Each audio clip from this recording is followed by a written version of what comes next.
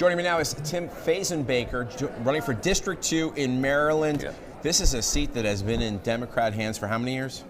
It's been 18 years that this seat's been in Democrat hands. It used to be a conservative seat, but it's been gerrymandered so that this seat would be favorable for Democrats. Guy in office, he's been in public office for 42 years, longer than I've been alive. Wow. It's time for a change. The time for a change is right. Let's talk about what you bring to the table. Yeah, so I'm Tim Fazenbaker from Baltimore originally, right here in the heart of the district, in District 2. Father of 5, military family. My background is I was an executive in mental health. So I see what goes on with the opioid crisis and the violence in the streets, and a lot of that is relatable to mental health. For the past 6 years, I've been in the environmental field, and I've had enough of what's been going on, so I'm ready to make a change. This seat's going to flip. We're going to take back the House with this seat. And so what are you doing to get your message out there? So obviously social media has been a great force, and President Trump has created that atmosphere to say, hey, use things like Twitter. So we've been able to do that, and it's more cost effective. But the same thing with many states that are very liberal.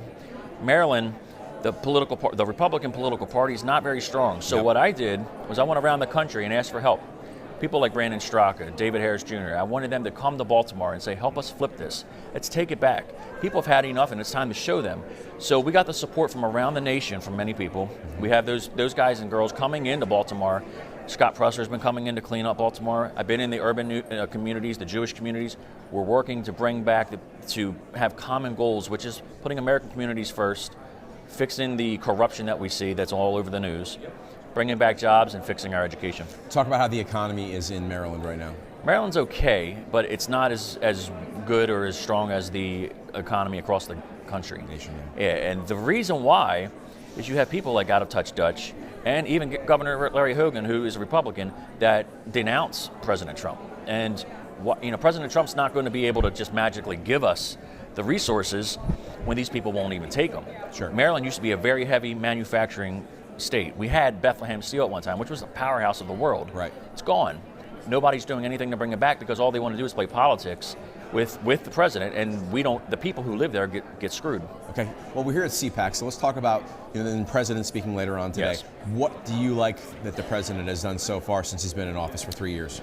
I was judging the president on 3 things when he came on.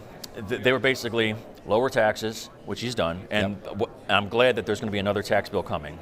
Number 2 was build that wall, and it's in progress, and that was a major thing. Number 3 was lock her up.